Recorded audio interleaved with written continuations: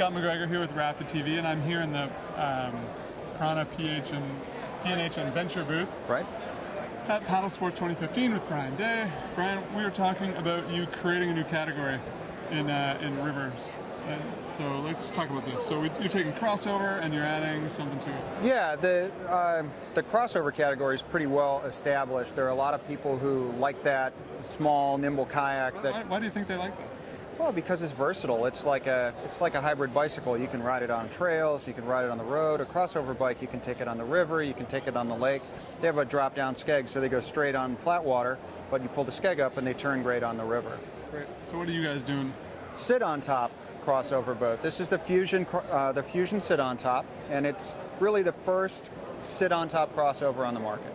Okay. And then who's going to want this compared to a traditional? I think I know the answer, but that rather than a traditional, like it hasn't been around that long. Yeah, like a closed cockpit boat, right? And that's the difference. This is open on top versus a closed cockpit. So anybody who doesn't want to mess around with a spray skirt.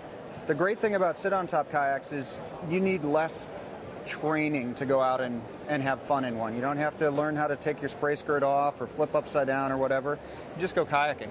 It's usually the biggest when I try and sucker friends into coming down the river with me. The first thing they ask is, I don't have to wear a skirt, do I? Right. Or sometimes people are worried I'm not going to get stuck in this thing. And we know, no, you're not going to get stuck in it. But I'd rather have that person go out and have fun on the river and just go kayaking instead of being concerned or tense because they're sitting inside this boat.